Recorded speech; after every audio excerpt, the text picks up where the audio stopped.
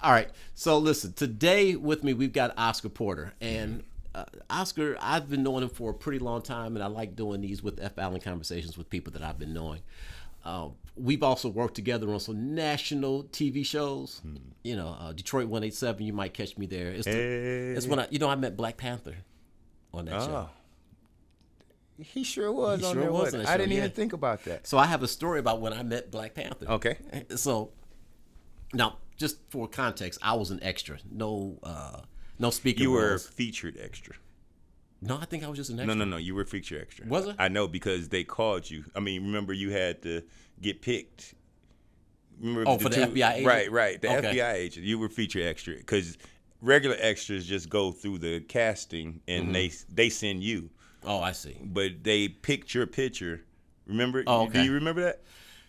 Uh, I remember because I was 'Cause back. you knew me, Yeah. yeah. I was a double. Right. A stand-in. Right. So I know, like, extras, they've been waiting to get featured extra parts. Oh, really? So it was people there that would have loved to be the FBI man, Right. but you came in through, another avenue. It wasn't the same. no, Real Styles is where I worked. Right. It was real style, but it was like they sent it out or something, and then you asked for it. I mean, you responded to it. Okay, yeah. And then So they had to pick so they out your picture. See, I never knew they requested And me. it even said, I'm sure on there it said featured extra because featured extras make sure they get their face shot. Got you. Extra is just a head or a walk by.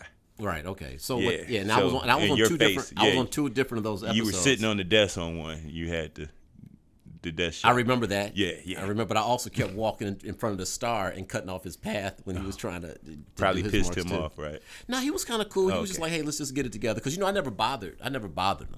Now you said the star. Which one was it? The short guy.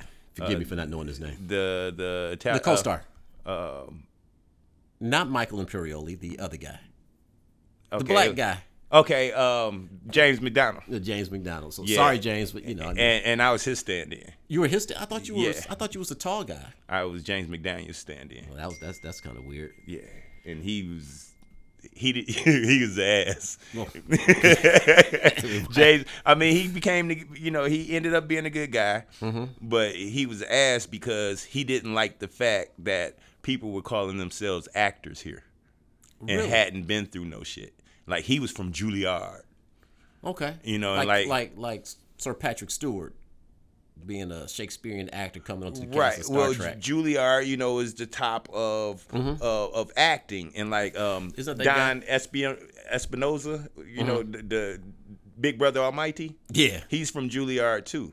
So like when he did when they did the scene together and they came on there, it was like bosom buddies and shit. And Right. He was, you couldn't tell James nothing because his homeboy from Juilliard was there. Right. But he hated Denzel Washington. Why do you think? Even obviously, this is alleged. Yeah, no, it's not alleged because we had the conversation. Okay. And he was in Glory with Denzel, and he was in Malcolm X with Denzel. And he didn't get that famous "my nigger." Right. He didn't like Denzel because he's a pretty boy. Denzel's a pretty boy. Well, I'm just saying James McDaniel felt that he was more talented than Denzel, and that Denzel gets all his parts because he's handsome, and James McDaniel isn't the most handsomest person in the world.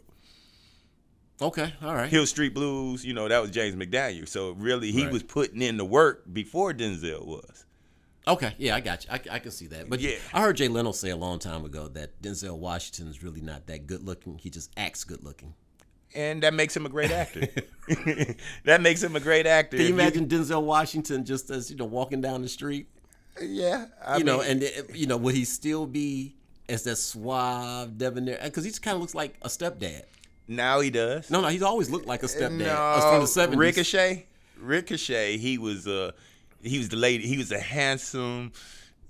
He was, he was. I think Jay Leno was right. I think he acts handsome. And I always say it like this: it's Got that about smile. the performance, and that's what makes him a great actor. Because like I've sang in church on stage, and I can't sing. You just acted like you could sing. I pulled off the performance. Okay. Yeah, and there was other guys on there, and we was dancing and everything, and I was singing bass, and hey, somehow we pulled it off, and they thought I could sing, but it was the performance. I will say this. I think that no one else has been killed in the movie cooler than when you're killed by Denzel Washington. He's got some of the coolest shoot scenes. I mean, I've seen him just walk past like coolness. I mean, I don't think anybody has ever pulled off a cooler killing in the movie than Denzel. What do you think? Hey, I guarantee I'll kill you. I guarantee I kill you. But yeah, I don't know. Yeah, I'm trying to think of dead people in the movie, but I can't think of one right now. Right. So tell the people, what is that you're working on now, and what is the essence of Oscar Porter to sort of give them sort of a little bit of gravitas to you? Ooh, the essence is, let's go with what I'm working on right now. Right, exactly. What's happening right now? Like last year, I was all chill with the projects and stuff. Mm-hmm. And this year, I decided I wanted to do more things, but I wasn't gonna go for it. I was gonna do what came to me. Okay. So so far, I'm in 3 movies, and this is the third. This is the 4th month of the year. You're in the movie now, right? Yep. Are you able to share anything about the title or it's about? I won't. Okay. But I'm in 3 movies right now, and because they don't like sharing, let me just say the one today that made me come in today to see you is Gunplay. Okay. And I don't know when they're going to be finished, but they're shooting now. But in the future, when you do see the trailers and stuff about Gunplay, that this is something that Oscar Porter will be in. That's right. And I play an important part in the movie. Okay. All right, cool. Yeah. All right. So, generally we kind of get to know you and what you're doing, but this isn't really about, I believe that with F. Allen, this podcast that I do right here, I believe that that what we talk about is going to be bigger than us. Definitely. So I like to get into some like principal feelings about things happening out in the world.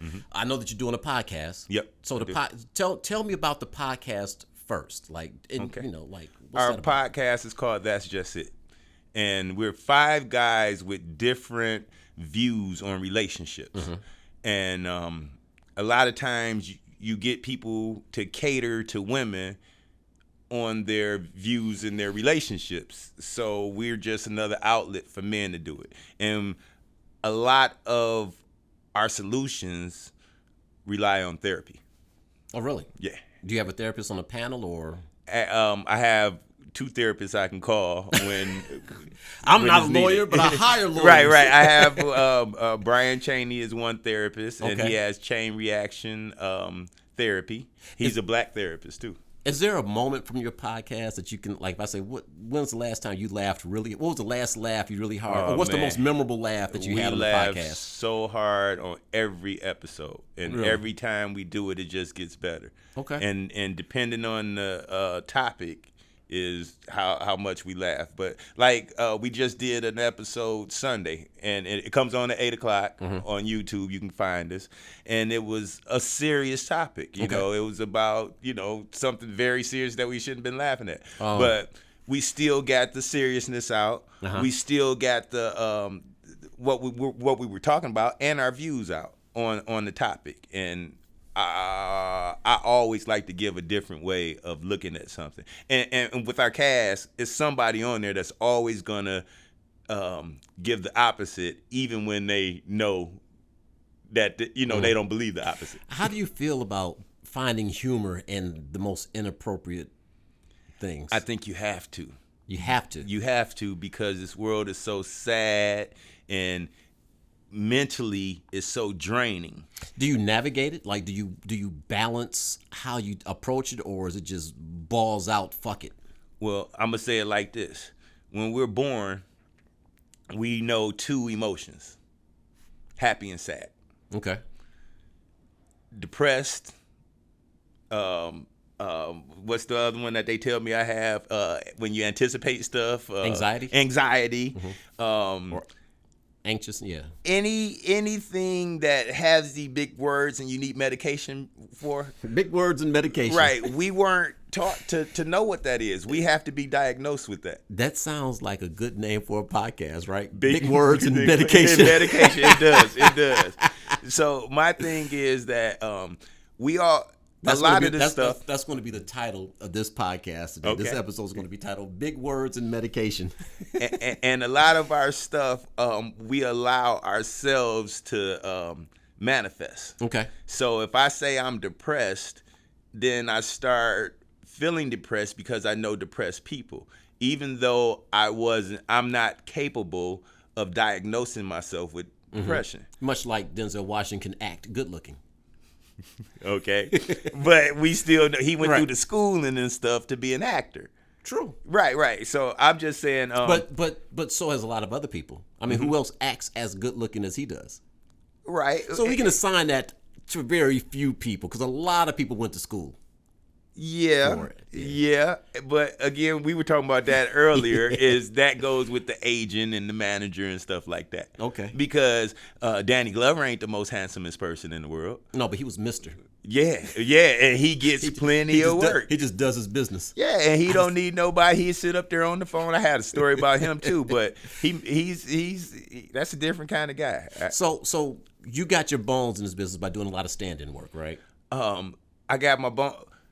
Let me Maybe say I'm it like saying this. the wrong word. You start, right? Let me say it like this. I was acting in daycare. That's crazy, but I still have paperwork to show that. That's on your resume? Yeah. It's not on my resume. Rhyme but time. I went to Christian Faith, and there's a Cornisha Robinson out there, and there's a James Adams. Okay. That could show you and tell you the same thing. We did mock weddings, and we did I remember doing the Banana Boat song with them, and doing the speech, for graduation and things like that. And then after that, I went to a school who had a play every year, Nataki Talipa. Okay. So every year, it's been in you. Yeah. It's been in you since primary. Acting is a primary thing for you. I've been in the Glee Club. Right, I remember that. Yeah, Cooley High School Glee Club for like me. I said, I couldn't sing, but I was in the back and giving the bass. When I went to college, high school I was acting. Went to did drama. Right. College I acted in college. So it was always in me. And then started rapping and stuff. Because and then the movies. Fast forward, the movies came to here. Detroit. Yep. Then I was like one of the first black people to be in the casting call for Real Style. Okay. So we had all these movies to come. I shaved my mustache off. That's how I got the FBI part. But see, that was later on. 187 was still like a year or maybe two into the stuff coming here. So we had all these movies, but no black people to be in them. So they used to send me to every movie, and if they needed a stand-in or extra, it was me or another guy because we had pretty much the tone to match. You know what? Let me share something with you. Mm-hmm. Do you know why I did extra work to be in those TV shows? So and stuff? You can watch how movies are done. I assume. As a photographer, and with ABC being a national company. I went there with the expectations of learning lighting scenarios on a high-end level, right? And when I got there, I discovered that every lighting technique that they use, I knew. I knew everything that they were doing. But you know what I did learn? I learned the professionalism of how these productions are made. Forget the technicals, the base camp, the getting people there and then moving them from one place to the actual studio so that the late and people that's not on their business can't come and interrupt what was going on. It was the having people available for the entire day and releasing them early, but having them commit to the entire day so you don't have to, someone has to go pick up their baby or, they have to go to work and they tried to squeeze this in.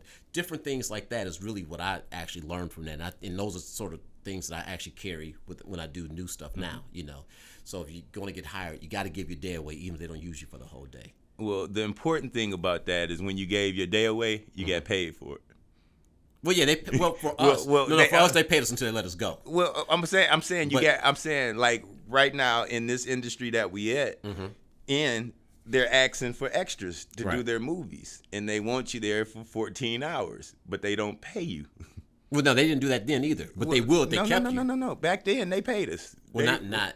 That's what I'm. Real Style. Every movie we did extra, we got paid. We used to get paid $16 an hour. No. Well, I got paid for the hours I was there. What I'm saying is that Like, unless you're saying that if they book you for 14 hours, they pay you for 14 hours. I'm saying that's not what happened. No, all I'm saying is they ask you to be available for the day. Oh, yeah, exactly. So you make yourself available Right. because you know you're getting paid for it. Right. I'm saying here they don't pay you to be an extra, and they want you to Still promise be your there. whole day. Yeah. So that's what I'm saying. That's why it can't be. It's not the same as what it used to be when the professionals were here, and you say, hey, you know, we about to shoot a movie. You didn't mind sitting, you know, you 16 hours, 14 hours, because you knew you was gonna get time and a half. You was gonna eat. You was gonna talk to people. When I tell you that they fed you good too. Oh man, The buffet, the food, I and the stars couldn't eat it. Like, the stars couldn't eat it because they was on a diet. I used to kill that. They just knew better. Yeah. They knew better. I gained 33 pounds on that set. Yeah, and the food was... They had all 3 meats. Man, they had all... Yeah, everything. it was a wonderful time. So here's how I met Chadwick Boseman. Okay. So I was on the episode where he played a boxer, and I was an extra. Sure the fuck did. And we were at Cobo Hall. Remember that big fight scene? And I was, you know, I might cut the scene if I can find the scene. But yeah, I was part of that rumble. Okay. Right? And during lunchtime, all the stars were sitting at their stars table. And because my dad has always taught me to just act as if you belong, guess what I did? I grabbed my food and flopped my ass right there next to him. Right. On the table and just had the conversation with him like I was supposed to be there. Asked him a stupid question like, yeah, so where are you from, New York? Because I heard his accent, right? I guess he was from Boston or something, but I thought I heard New York. And I asked him if it was New York, and he kind of looked at me. He smiled a little bit, and he gave me some grace, and he was like, yeah, you know.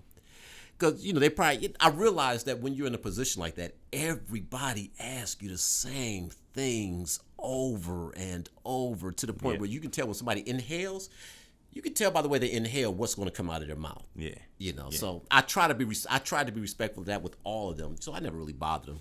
And you weren't supposed to, because, you know. I didn't even know that was a rule. Yeah. I had found out Kimberly Reese. Okay. I'm driving a taxi cab on Gifted Hands, Okay. Cuba Gooding Jr.'s movie, and she actually had did another film that I was in. So, you know, we had talked and everything. You had a rapport. Yeah, I thought. So I'm driving the cab and everything, and she's Cooper's mother. Okay. So she gets in, and she's real serious and everything. And I crack a joke, you know. She didn't respond. I'm like, oh. But then I had to realize later on, she was an old lady, and she was putting herself into that mood. So it wasn't a giggling moment. I can't laugh with you because now, you know, it's like you're trying to read something and somebody's trying to talk to you at the same time. So me, you know, looking at it one way, I'm there for 8 hours. She's rehearsed. She's did everything she did to get in this character. And to do this choreography that she's put in her mind, and now I'm throwing something else in the choreography, so it kind of messes up the performance. Can you feel that? Yeah. So that and I learned that from her, but not by the rules of saying, "Hey, leave them alone." Yeah, but not. And another thing I learned, and like you said, on set, what I learned is just do it, and then worry about them. You getting in trouble later. Because certain things. But the worst thing that can happen is you don't get in trouble, but you don't get called back. That's what I'm saying. It's just like you said next to Chadwick. Yeah. If you wouldn't have done it, you never would have said next to I would have Chadwick. never had the story about how I met Black Panther. Right. So it's you do it first, and then you let somebody else say, hey, you're not supposed to be over here. And then But they never told me that, though. I know. Yeah. But they were supposed to. Man, I sat my ass down there with all them. So the whole thing is on these big productions is to do it first and get in trouble later. Well, they should have had a velvet rope. Mike Larry. Okay. He was driving past the set of Beverly Hills Cop. Oh, here in Detroit. Yeah. Recently. Right, yeah. He just decided to stop and get out.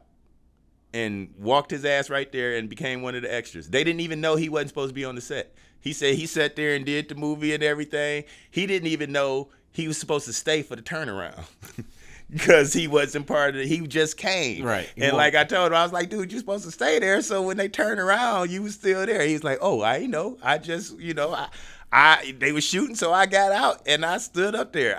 They might even gave him a line and two. They gave him a line. Just like Detroit, though? Yeah. Hey, I'm here. But that's what I'm saying. You do it. If you do it, and you worry about getting in trouble for it later. Right. Ask for forgiveness instead of permission. There you go. Yeah, everybody. So listen, earlier you were talking about how this acting stuff was like sort of like primary, and you made mention of the mock weddings, right? Mm-hmm. So it just made me just think of a question, right? What do you think is the most inappropriate vow in marriages that people are expected to take? Well, the one that they take out to death do his part. I mean, I remember when my mama got married, I specifically remember her saying, no, take that out. Really? Mm-hmm. Wow. So why not, go with what my mama did, just like black folks do. Wow. So anything happened in current events or anything that pushes your buttons a little bit? Like I just did the news, like that I talked about Jill Biden and her bringing the second best team to the White House, and I talked about Donald Trump being compared to Biggie. Or is there something else going on currently that just kind of just makes you irk? I like to get into conversations about some contemporary things, hence the. Well, I mean, if we want to talk about the young lady shooting her husband in the back of the head. That was pretty, that was last week. That was last week, but you can give me some context on it, right? So, okay. What happened in this story? So the gentleman, now, all this, can we say, let me say allegedly first. Yeah, allegedly. Okay. But what I heard on the video is that the gentleman, first she was on live, talking smack to her, people that watches. Right. Come to find out later, she had a lot of videos like that. That's what she was always on live. So she's talking, calling them sorry and all this and talking to her mother. Right. And the mother's not helping because she's just making it just as bad. Because the mama in there cooking, and cleaning the kitchen, and she like, he's supposed to be here. Mind you, it's like 7:45 in the morning. He's supposed to be to work at 9. Okay. So she didn't say he been out all night with a chick. She didn't say he been cheating. Mm-hmm. The beef is what's the conversation now? What you want to talk about? Okay. So when he came home, she's touching him and shit. And he's like, get your hand off me. She like, I'm touching you. He like, stop touching me. And he on the phone with his uncle and stuff, and he telling him, Unc, I'm just trying to come here, grab my clothes and pee. I ain't gonna do nothing. Pee. Yeah. Because he coming, this is his house. Right. So, and this before he goes to work. And I don't know where he been before that, but that was never said. So she has some more words with him, and she pulls out a gun on him. And again, you can't see it. Right. You can just hear it. And she pulls out a gun on him, and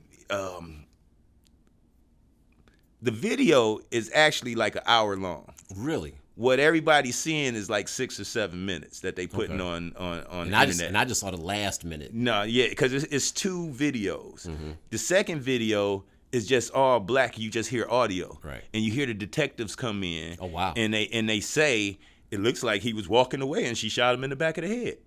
So that's how we know that he got shot in that back of the head, because the detective said that's what it looks like. Right.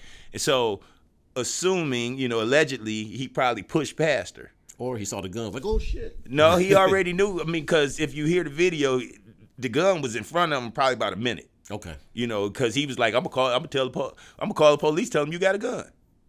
So. Snitching. Right. She was telling him, everything in this house is mine. She done took the car key off his car ring and everything.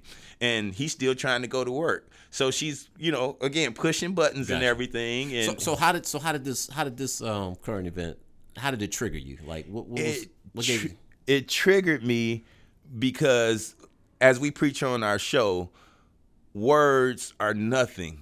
It's the energy behind the words you use. That is true. Okay. A lot of times people get killed, kill people, hurt people, die. I mean, killed and die, same thing. Right. But because of words. Right. And nobody concentrates on the energy behind it. Yeah, bless their heart. Right. Because you can say somebody's name with the wrong energy and cause a fight.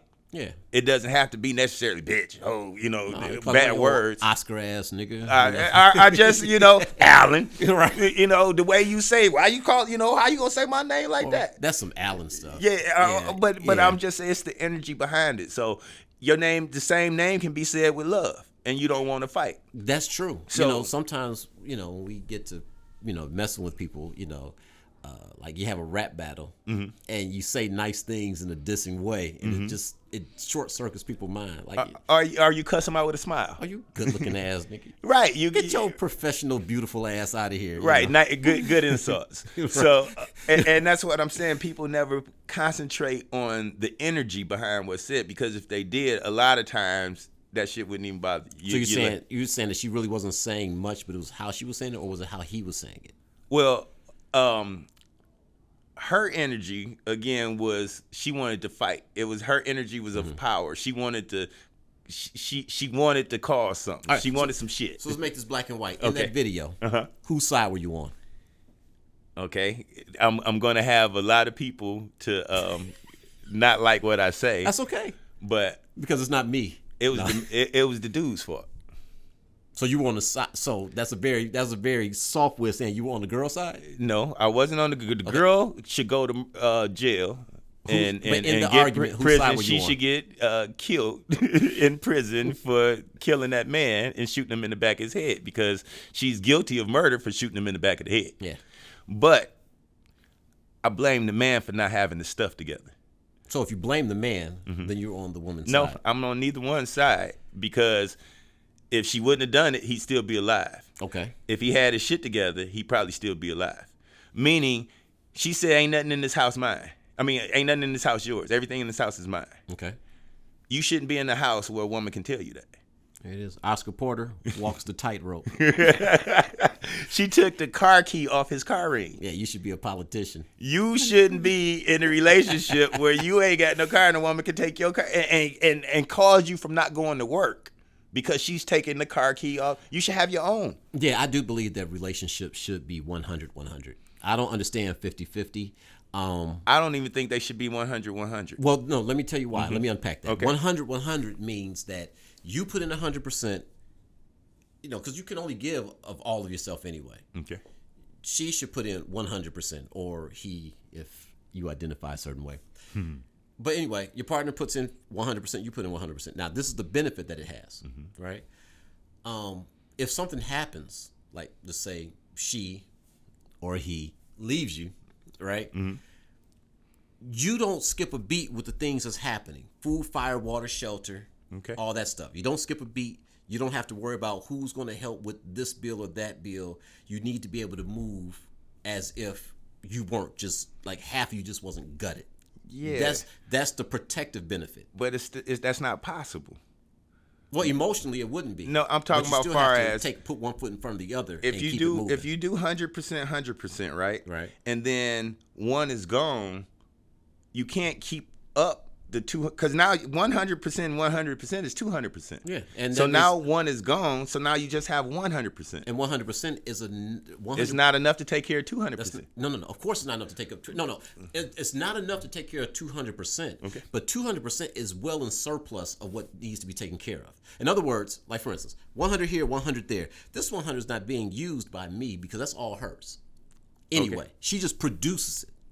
Okay. Right? If she walks away, I don't skip a beat. If I walk away, she'll feel the difference because now her 100% has to take care of whatever she's got going Exactly. on. However, it doesn't bankrupt her. It doesn't upset her flow. Maybe she buys less Fashion Nova. Okay, but food, fire, water, shelter, and the projection of success could still be maintained. Okay. That's all. I'm not saying that you use the 200%, but you still need. I think now I don't force somebody else to produce their 100%. Why? Because I'm producing my 100%, and everything's going to be in order. And if we break up, my concern is not about that anymore, right? So what you do with your time, effort, and energy is up to you. However, if you're in that sort of situation, maybe I'm spending everything to keep things afloat. You have everything to save. So that, anything, buy a house. But we know they're not going to say, because they're going to call that part that they have to do is shopping money.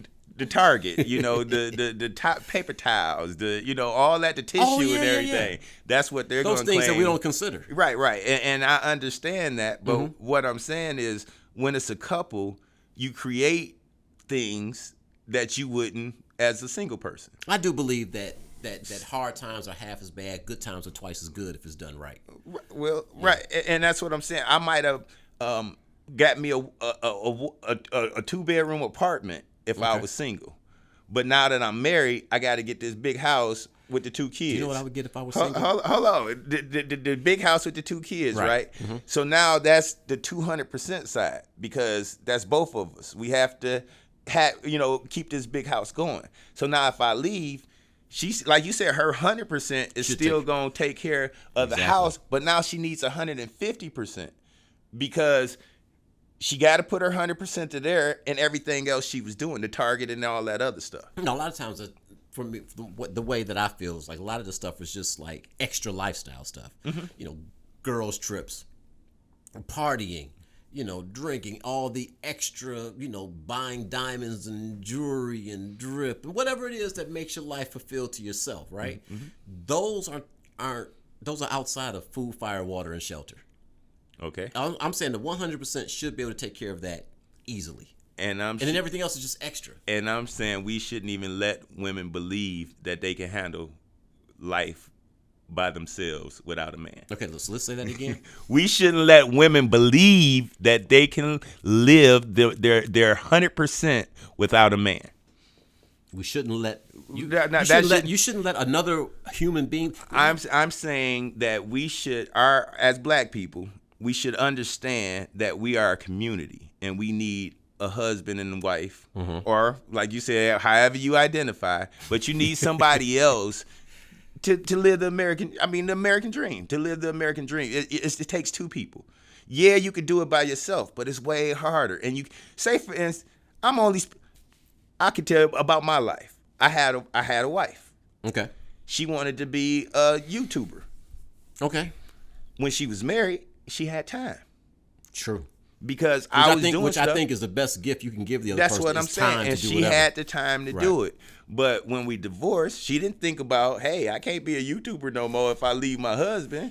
But now we're separated. She has no time to be on a YouTuber because she has to take care of that 100%. Right. So that's why I was saying if it was 150, then she could work and still have her YouTube too. Well, she still could. It would just cost her sleep. She got 2 kids.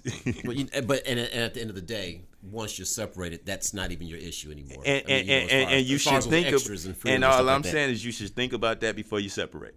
So I have a sort of feeling in my mind, right? Mm-hmm. It's hard for me to change my own mind, mm-hmm. or even try to change my own actions and habits, right? Okay. So I imagine how difficult it would be for me to try to change others. Right. And so then I kind of take exception when you say we should not let them believe, mm-hmm. that they can do X, Y, or Z. I don't think we're in control of what they can believe. Well, we got to coexist with what's already there. Majority of them was built from a mama and a daddy. All of them were. It took 2, and I'm just saying I don't know what going on in the world. But it's not a conversation for 50 years from now. It took 2 people to bring you in this world. Right. So why do you think that you can make it in this world but with just one person?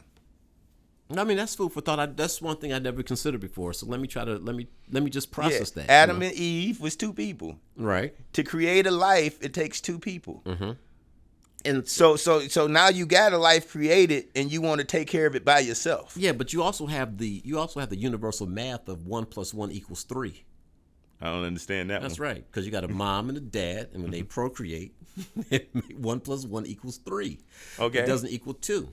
And so when you take that kind of logic, which seems illogical, that means there's more than 1 less than 100 ways to look at all types of stuff, because that's a mathematical fact, right? 1 + 1 = 3 when it comes to procreation. At minimum, and it could also change. When it comes to, because they don't also have to procreate when they get together. That's true. 1 and 1 can still just be 2. Right, but to also say that it takes 2 to make a baby, so that also means it takes 2 to survive this world or to get through this world properly. The math could be quantitative. I'm saying you need more than just 2 people. I'm saying you need more than 1 person. Just more than 1. Okay. Yeah, that's what I'm saying. I'm saying why should a person think that they can make it through this life, take care of kids, mm-hmm. live the life they want to, be a YouTube star all by themselves when nobody does anything by themselves? It's definitely worth thought. Hey, so listen. I don't really like to rap for too long. Okay. You know, I always say it's like 20, 25 minute Right, conversation. because But this was a good one. This was a we've good been one. in there. So we're gonna wrap it up. Listen, thank you guys for joining me for another podcast with Alan. Contemporariness. It just basically means, of the contemporary times, and it's Latin. This is Oscar Porter. Check him out when the movie comes out. The one movie that he can tell you the name of is called Gunplay. Yeah, and then we're The Perfect Gift is a holiday movie that'll be out around the holidays. And then he's also working on his podcast. Yeah, that's No. just it. What's it called? That's just it. Is the podcast. That's just it. I'd love to come on your show and rap one day. Definitely, we gonna have you on there for sure. All right, appreciate you. no doubt. All right. All right, we'll see you guys later. Hey, cue the music.